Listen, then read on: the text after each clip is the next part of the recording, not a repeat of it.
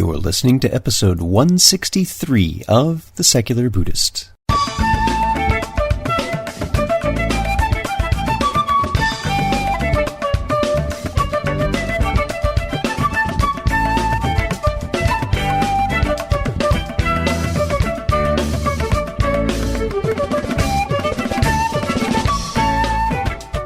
Welcome to The Secular Buddhist. I'm Ted Meissner. The Secular Buddhist is the official podcast of the Secular Buddhist Association, a grassroots-driven effort to answer the needs of secular teaching and practice for contemporary society. The podcast has interviews and roundtable discussions pertaining to engaged Buddhist training and practice, and the SBA website has show notes for each episode along with resource materials. Though the podcast focuses on core practice from a secular viewpoint, more traditional teachings are welcome and openly discussed. Meditation teacher and community leader Tuere Sala speaks with us about moving from a monotheistic tradition to Buddhism and supporting the growth of diversity in our Sanghas.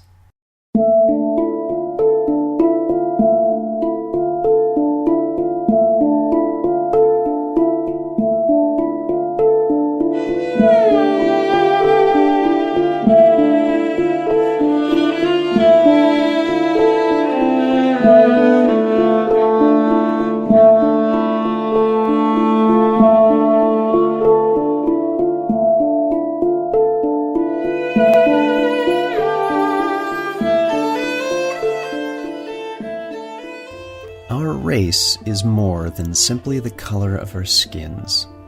There are subtle but profound cultural templates and ways of thinking that permeate and motivate us in what we do. Safety isn't always just being physically secure, but emotionally, ideologically having a place of mental and physical belonging and ease. How we get there can be quite a challenge. Tuere Sala has been a Vipassana meditation practitioner for over 20 years. She has been a practicing member of Seattle Insight Meditation Society since 2001 and teaches beginning and post-beginning meditation classes. Tuere also facilitates day-long workshops around using nonviolent communication to support a mindfulness practice and has participated in the Spirit Rock Community Dharma Leader Program. So sit back, relax, and have a nice Seattle's Best coffee. And our guest today is Tuere Sala. Tuere, thanks for being here so much. Thank you. Hello. How are you doing? Good. I'm glad we're having this conversation. I'm, of course, very eager to speak to you. And if you get us started by telling us about your background. Okay. I was originally born into a Christian family, and we were Baptist. My mother was Methodist. My mother was Catholic, and so my father was Catholic. My mother was Methodist, and so I just grew up in Baptist churches. I guess probably I just lived a basic Christian life as a black person. And the problem is, though, that I came from a very abusive family. My father was very, very abusive. And so I kept trying in my life, I don't know how to describe this, but I kept trying to get things right. I kept trying to please God, I guess is the best way I could say it. I kept trying to find a way to get connected to Him and feel as though He was helping me in my life, and I couldn't seem to get that to happen. I just seemed like my life was never right. Things were always going wrong. And then I always share this story. I guess it's probably the best thing is that there was just this moment when I realized that life was not going to get better. It wasn't. I instead of living for hopefulness in the future, I was just in the present moment all of a sudden. And it wasn't going to get any better. And when I realized that, it was kind of a devastating moment, and at the same time, it probably freed me up from a lot of the living in this very expected life. And so I started looking for ways that I could help myself rather than looking for ways that God could help me. I decided to leave the church and go to Buddhism because I just thought God didn't like me, and so I might as well just leave the church. And so I left thinking that I was leaving. When I originally started practicing meditating, I left thinking that I was leaving God. That's what my original thoughts were. And I went to the library, got some books, and started reading. I mean, that's pretty much how I started practicing. And I lived in a black community, and no black person I knew meditated. No one I knew meditated, and when I kind of mentioned the subject at church, it was not, thought of very well. So there was a kind of, it was a lot of negative energy around it. So I thought what I was doing was a bad thing. And I used to meditate in the closet so that my sons wouldn't know that I was meditating, or for fear that they would, think I was, I just didn't want to. It just felt like what I was doing was a negative thing. It was wrong. It was against God, and somehow it was not a good thing. And then I found this book called Training the Mind and Cultivating Loving Kindness. And that book is what kind of changed my life. I read it over and over and over like a Bible. And the more I tried to get away from God, the more I think I actually got towards God. And I think when you come from a world of God, that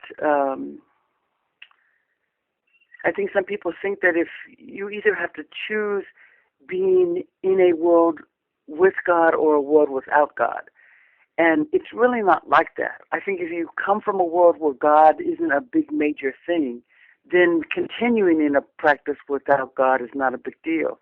But if you come from a world with God, I thought I was actually leaving, but I wasn't. I just, the more I meditated and the more I practiced, the stronger my faith got and the stronger my connection to God got. It just got stronger in a different way.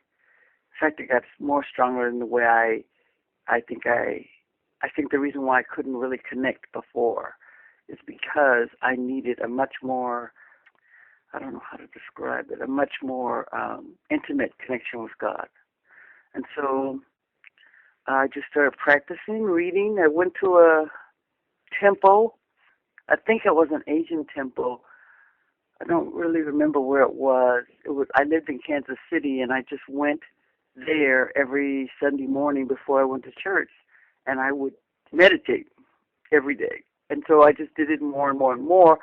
At some point, I moved to Seattle, and a friend of mine who was white had heard about Rodney Smith and Seattle Insight right around 9/11, right around the time that 9/11 happened. I had been practicing a good 10 years, since I'd say the early 90s. And so I just practiced by myself at home. And she wanted to go to this beginner's class, and I didn't think of myself as a beginner by any stretch of the imagination. But yeah. I just went with her, So I went with her, and I met Rodney. I mean, when I went into the room, it was all white, and it was very awkward, very odd. I mean, I always thought of this as a religious practice, and so my relationship with religious practice was going into a black church. And so the idea of going into a room, and it was at a church, so going into this room that was full of white people seemed almost impossible to do. Did you also have a similar experience, Tuere, when you would go to meditate before church? You said you went to an Asian temple. Yes, it was Asian. Mm-hmm. I'm presuming you also had the same kind of odd man out sensibilities there as well. Well, you do and you don't.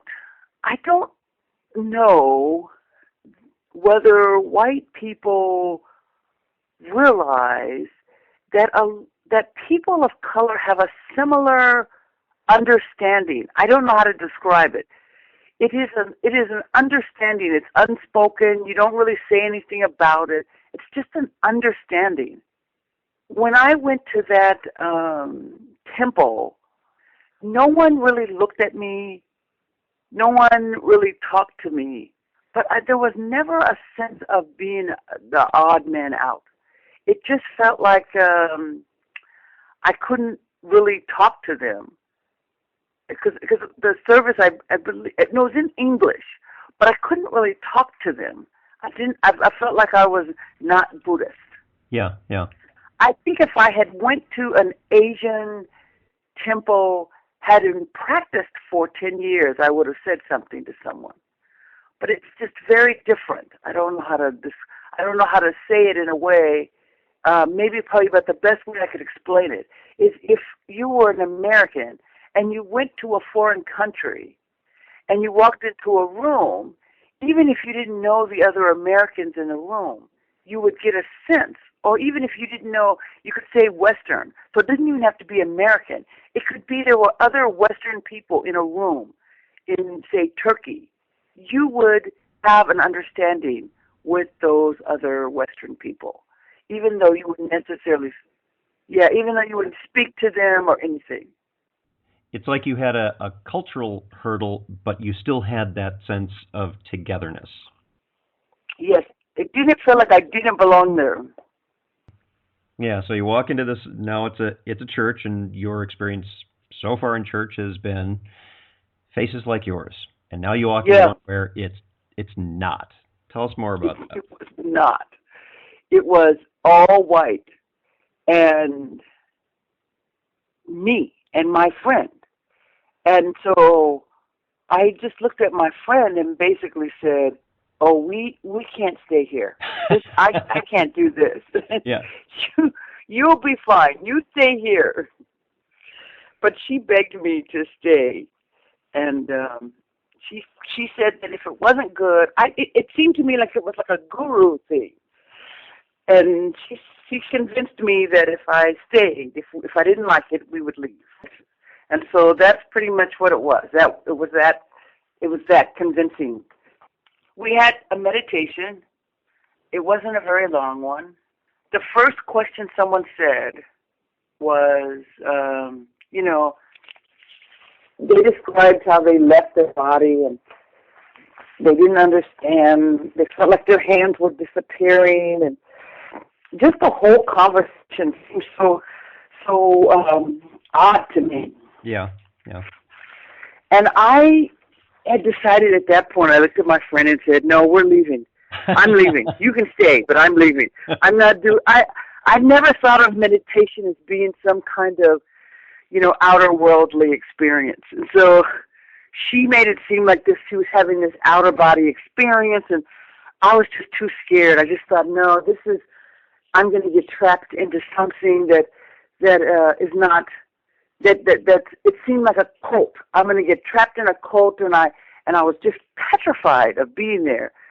And Rodney explained, he responded to her that the next time that happens, just open your eyes, notice that your hands are still there, you're still in your body, you haven't left anywhere.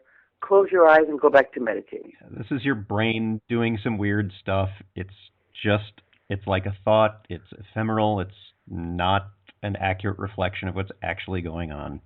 That's right. He was so direct and so clear. I just fell in love with him. That was it. Just something about the clarity in which he spoke changed my practice. And I had one of those, moments in life when you say, oh, this is going to change. This is something different. And I started going to Seattle Insight meditation. My friend and I went together. We sat through the whole beginning class. I'm glad I did it because I actually learned a lot more about what meditation was. It's different when you read it in a book and then you tell yourself what that book means, or what that interpretation is. And so now I was actually learning what the point was, what meditation was about, and Rodney and I have gone through a lot together, He's a wonderful teacher, and so I learned a lot, and my whole practice shifted at that point. But I kept going to Sims, and Sims was just like the beginner's class. It was all white. Yeah, how did you deal with that? It sounds like Rodney provided a very good, stable and reassuring teaching that was very pragmatic for you, that was very stabilizing, that was very reassuring at a time where the first question that someone asked in your first experience there was a little scary. So he provided that foundation, but you still would have had those hurdles of being the only black face in the room. How did that progress over time? Well, I've asked myself that a lot because I've seen people of color come to Sims because they hear about Sims. They come. They stay one night and then they don't come back. They might do two, but that's a rare occasion. And I think it's because, one, I had a church mentality. So I had this inherent mentality to come every week to church. So I think coming every week was fine.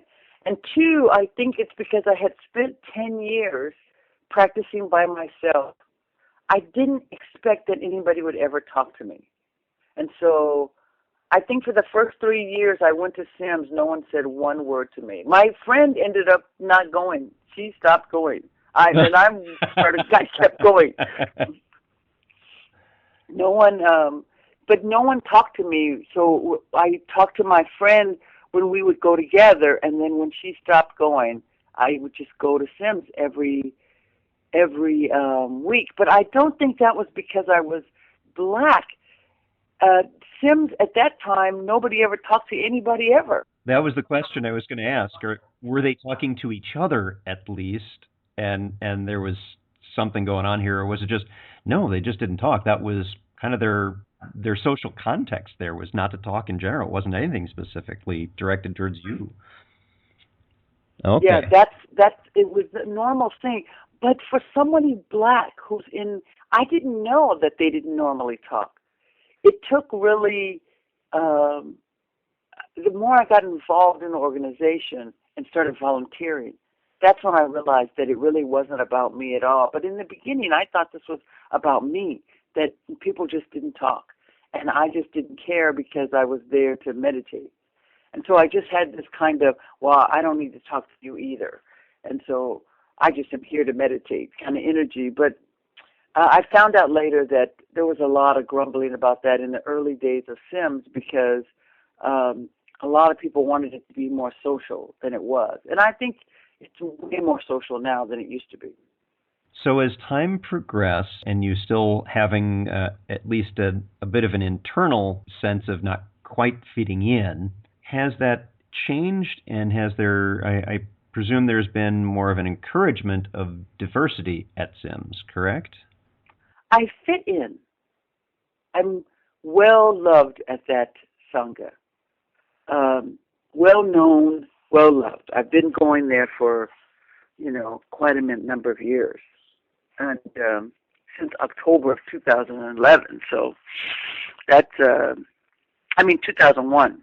Mm-hmm. That's quite a number of years. That's a ways, yeah. You've been taking a more active role in encouraging diversity in Buddhist groups, and not just at Seattle Insight, but in others as well. Mm-hmm. What is it that's energizing you to contribute in that way? Because that can take a lot of effort. It does, actually. I think it was. I went through a program that was sponsored by Spirit Rock called the Community Dharma Leader Program. It's a 2-year training program. And that changed substantially my whole practice again. So, practice goes through these little stages. And when I started out as in the closet by myself, reading a book, doing something that it seemed like the world didn't do. And then I moved from that to a much more community-driven practice, but I was still an individual practitioner in a community of practitioners. And I did that for several years, and then Rodney suggested I go into a sort of like an advanced training, and community Dharma training is what I picked. And they, in Spirit Rock, did a huge, I could say a large effort in trying to get a very diverse group.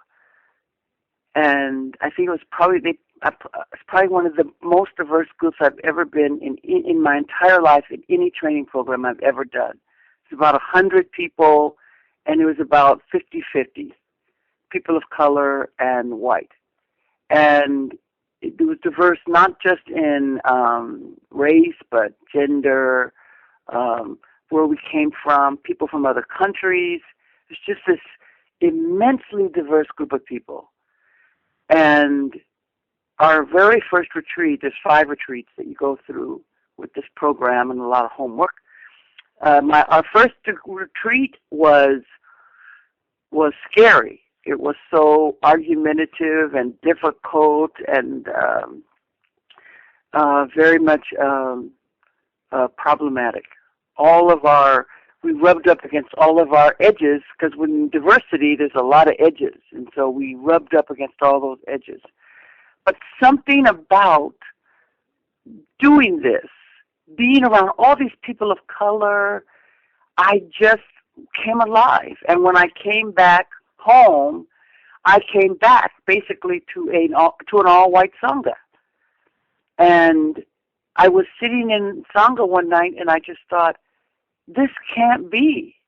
There are all these POCs, all these people of color, which we call POCs, but there are all these people of color that the Dharma would do the same for them that it does for all beings. And yet, it's so not in that world. And it's not even about changing your religion. It's just about learning to come into the present moment and be still.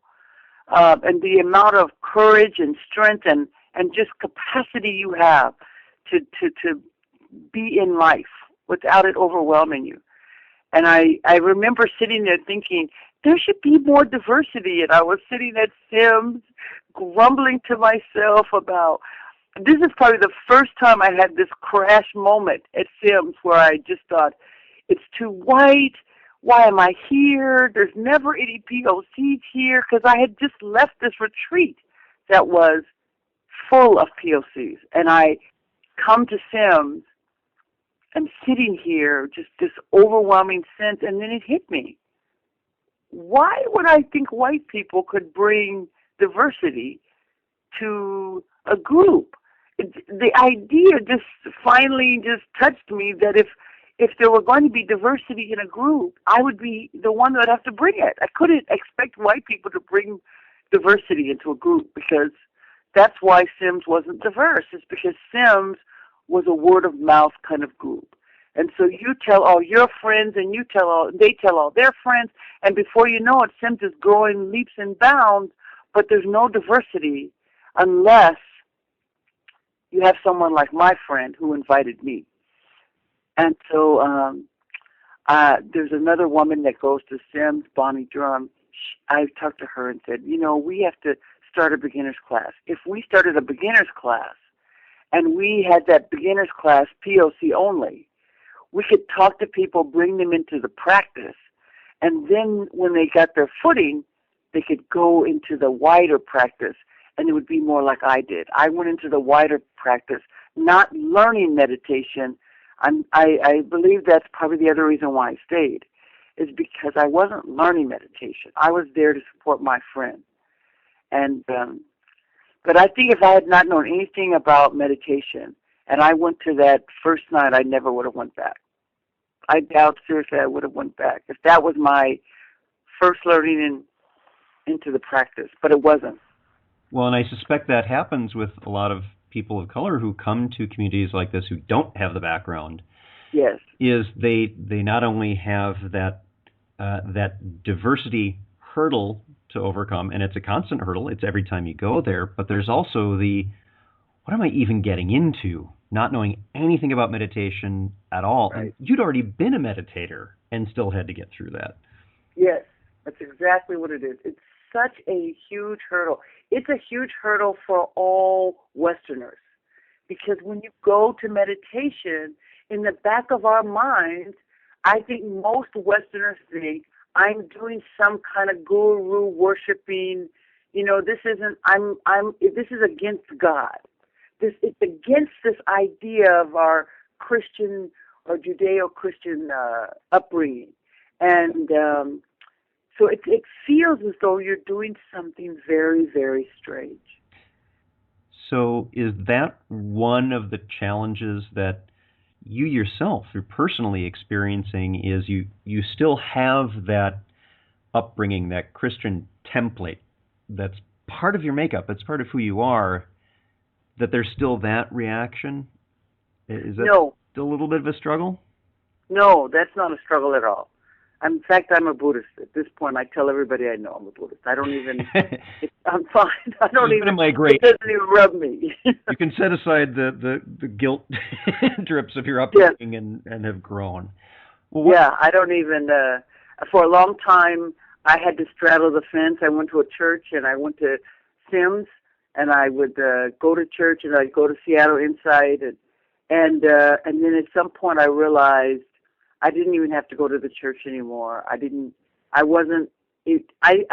still believe in God, which is strange for a lot of Buddhists, because most Buddhists are atheists.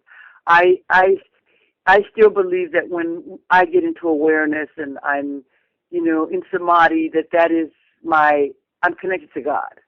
And so I don't have a sense that God is some other being, but I do have the same sense that awareness, what we think of as awareness and samadhi and that spaciousness, I just feel like I have just fallen into the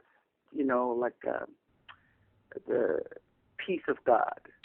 There are a lot of different ways that we, as very complex creatures that we are, we all have such a wide variety of different conditions and causes and things that we resonate with, that we all do find our own particular experience with this practice. And I think something that we share as Buddhists, whether many of us are atheists, others are not. They do have a belief in a Judeo-Christian God, and we all do nonetheless find a way in which our human experience resonates with this practice and helps move us forward, whether we're an atheist or a believer or whatever.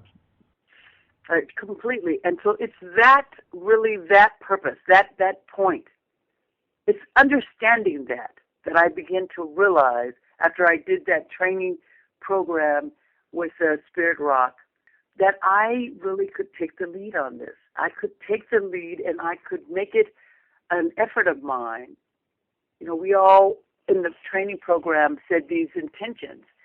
My intention was to bring this Dharma to other worlds that were left out of the traditional world that exists now. And so I do that. That's what I do. Whatever it takes to sort of bring the practice to a broader group of people is what I do. That's how the POC class happened. I think in that article, there was an article written in Huffington Post. And in that article, I think a lot of people think that there's something inherently anti-Buddhist about having a POC group, like a separate group. Yeah, I was going to ask about that because that's something Rodney also brings up in that article. Right. And for folks who are listening, I do have the link to that article on this episode page, so you can go ahead and read it. But Tuere, I want you to respond to that, because there's on a very nuts and bolts level, there's no self, we're all the same, all that. But there's also a very pragmatic, I am talking to you, and you are talking to me kind of experience. Tell us about your thoughts on that and why this is not really anti-Buddhist. I think people sometimes misunderstand in this country conversations on race. We have such a negative history around race that when you bring up race, it automatically seems as though you're somehow or another creating a separatist way. But if you take POC Sanghas out of the context of race, if we could somehow stretch our minds and think of it outside of the context of race and think of it more as like-minded people, then it gets into a different world.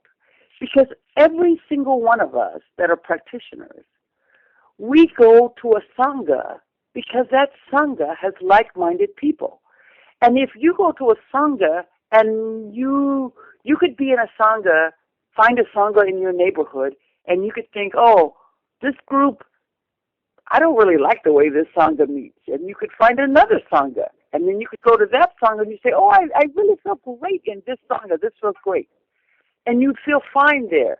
We have had, even at Seattle Insight, we had East Side practitioners. Seattle was set up in such a way that there's a huge body of water that separates Seattle from some other surrounding cities like Bellevue and Redmond and Kirkland, and those are called East Siders because they're just on the east side of that body of water, and Seattle's on the west side of that body of water.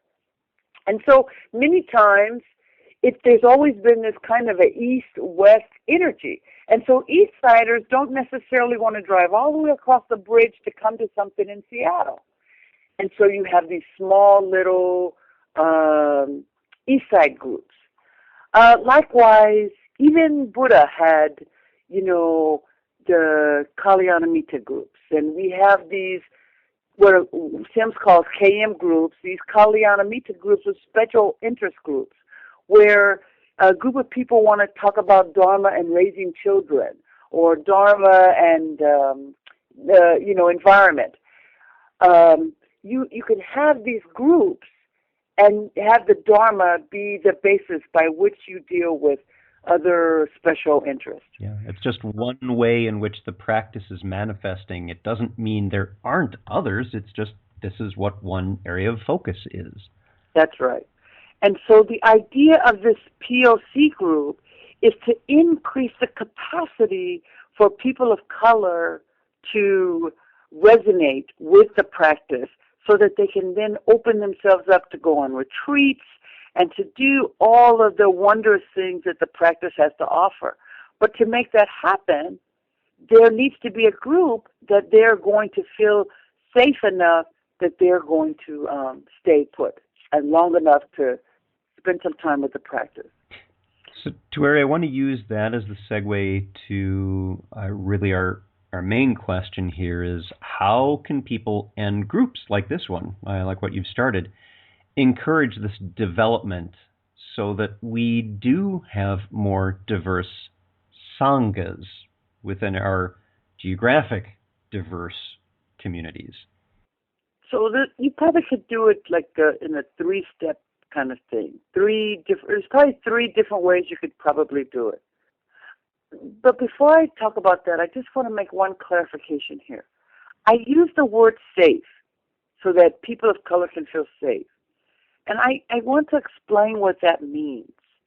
It's not a physical safety. It's not a physical, I need to physically feel safe. It's not like anyone's going to physically harm anyone. And we tend to think of safety as a physical thing. It's not even that safety is implied that if you go to a white group, there would be any kind of verbal or emotional harm. It's not that the harm comes, it's this emotional kind of harm that happens. But a good way to describe it is, when I go to a retreat, I cannot tell you how many people stare at me. If I go, it's not so noticeable now because I've been doing this for so long that I think a lot of people have seen me at a lot of retreats. But when I first started practicing, I would be the only black person, the only person of color in a room where a retreat is. And in Seattle, we have a small retreat center called Cloud Mountain. takes about 45 people. So we have about 45 yogis in there, 44 of them are white, and then there's me. And there is this constant looking at me. I don't think it's looking at me like there's something wrong, but it's looking at me like, how did you get here? Why are you here?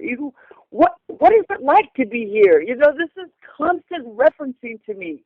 And even though I don't think it's necessarily a negative thing, it has a huge negative sort of wave about it. It says very unself, like you're safe, I'm extra exposed. And because a lot of people of color come from strong religious backgrounds, you're doing, especially Christian, Latinos, Black, we have very, very strong Christian backgrounds. So to come into this practice, it's almost like I said in the beginning, like I was going against God. And it takes a while and a place to have a conversation that you are not going against God. But most of the Sanghas I know that are white, there's no talk about God. There's not even a mention of that concept that this has any religious or non-religious connotation, even though I know that some white people have religious connotations with the practice and some do not. But with people of color, there has to be a discussion on religion so that at the very least people understand this is not trying to take them from their religion. So you can remain a Christian if you want to remain a Christian. There's a difference between meditation and learning to meditate and the practice of meditation than becoming a Buddhist.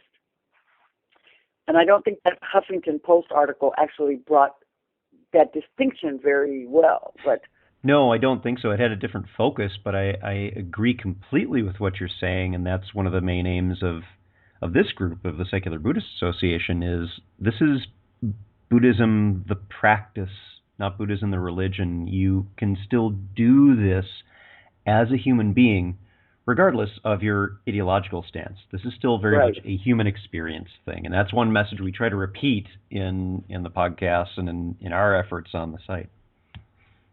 Right, that's exactly it. So that safety is more directed towards helping people of color realize that you do not have to walk away from God in order to practice meditation. You can learn to come into the present moment and be as connected to God as you would be at any time in your own, their own personal religion. And so this was about finding a way to talk about meditation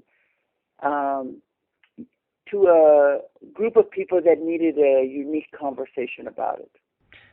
So in setting that up, I imagine you've learned a few things in working with that, and you've just identified one of the main hurdles I imagine you run into is making this a place of ease, of mental and physical belonging, not so much security in the physical safety sense, but just in ease, because that's really what a lot of this practice is about, is fostering that sense of ease in the face of life stresses.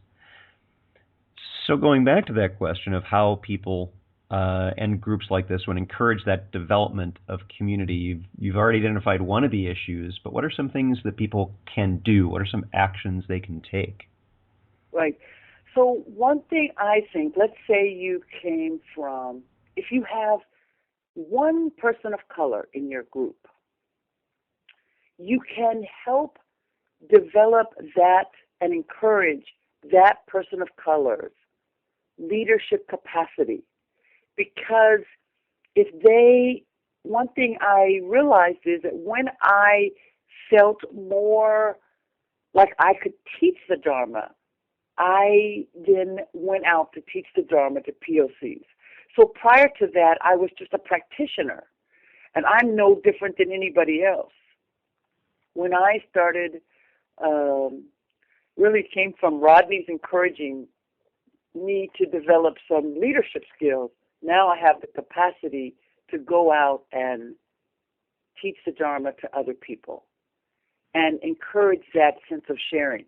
So the first thing is, if you have a person of color in your group, then it's encouraging them to supporting them. It's a financial obligation to go to retreats. It's a financial obligation to do some of these training programs. And so a lot of us don't have a lot of access to resources, and so it's a big thing that you take on. And so encouraging that person to get the necessary skills and training to be able to share the Dharma, simply by encouraging that aspect of one of your practitioners, you will automatically increase your diversity in the group, because once you get that sort of that internal inspiration to share the Dharma, then you're going to share it with as many people as you can.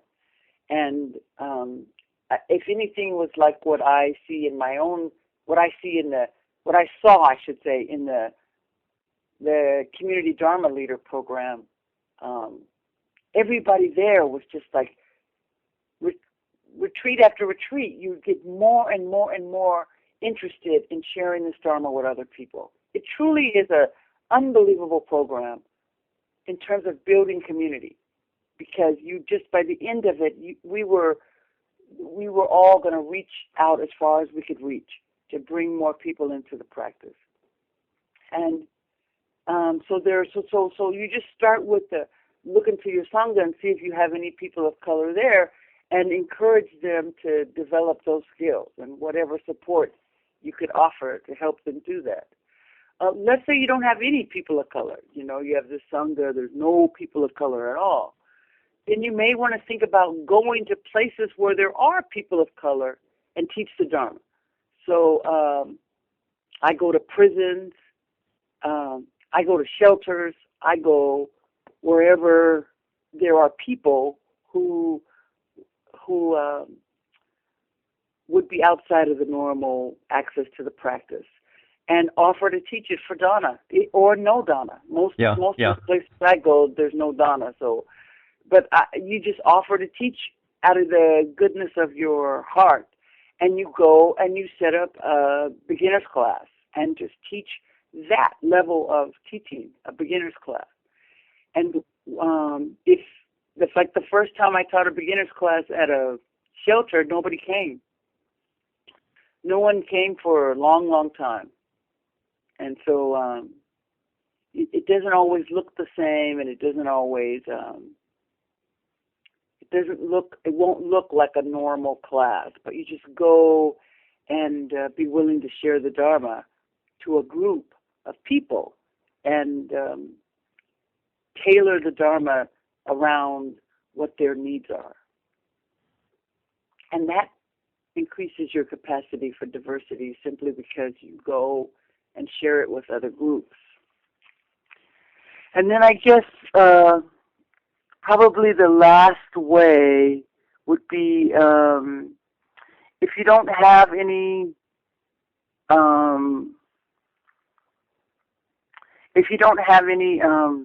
people of color in your Sangha, you're a little apprehensive about going into all POC environments by yourself, then I would team up with groups who support people of color. So let's say there's an agency in your neighborhood or in your city that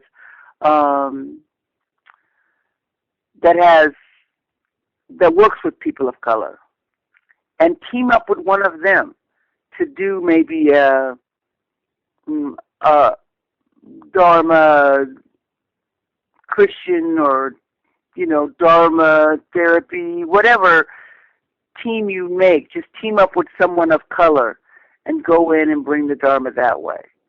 The idea is it's the same way that, just think of it the way Joseph and Sharon and Jack, when they brought this practice back to the West,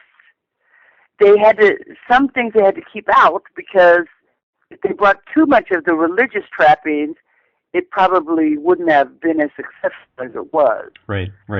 So they brought this practice to a group of people, and they did it by simply word of mouth, sharing it with their friends, opening it up, and then it got bigger and bigger and bigger. And now it's this very strong, very foundational part of being American at this point for a lot of us. And our practice is very different than Eastern practice. It is not the practice of the East, that's for sure. And so, but it's very much, when we think of Buddhism and we think of the practice of meditation, we think of this practice as our foundation. This is it. And so it's the same kind of thing. You would just be bringing it to a group of people who would develop it in their own way. Yeah, and I would add on to that, in keeping with what you said about how it was brought here and that this is not your daddy's Buddhism. This is different. It's how That's right, very much. Putting in our cultural context is that as we do go out to share this practice with others, whether it's reaching out to a very few people of color already in our community, whether it's going out on our own into communities of color that don't have any practitioners at all, or whether it's in partnership with other groups, these three different ways that you've described, Tuere. The important thing is to remember that you're there to share a human practice. You're not there to convert people to Buddhism. That's not the idea. And right. You'll find more grounding if you have an open understanding of the fact that people are going to find ways to adopt this practice that suits them best, and that's okay. That's the strength of diversity. That's correct. That's exactly it. So you're really just bringing the Dharma to them and letting the Dharma work its own magic within each individual person the way that normally does. Well, our guest today has been Tuere Sala, and I want to mention a couple of websites for people who want to follow up and learn more.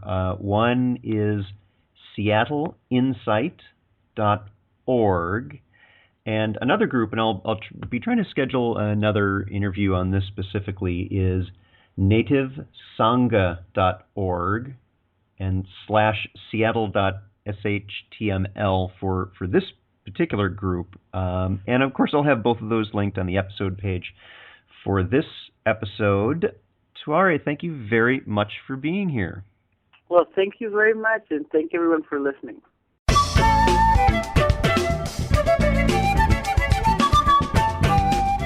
Thanks for listening. If you'd like to learn more about something you've heard in today's podcast, please come visit the SBA website at secularbuddhism.org, and you'll find an entire webpage devoted to this and every episode. Discussion about this episode can be found on the episode page itself, along with show notes. The music for The Secular Buddhist is used by permission from John Kaizen Neptune's CD, Steps in Time. Additional music is provided courtesy of Monty Levinson of Taihei Shakuhachi and Rodrigo Rodriguez. Their websites are also linked on the SBA site on the About Podcast Music page. Until next time, remember, every moment you have a choice. Make it the best you can. See you next time on The Secular Buddhist.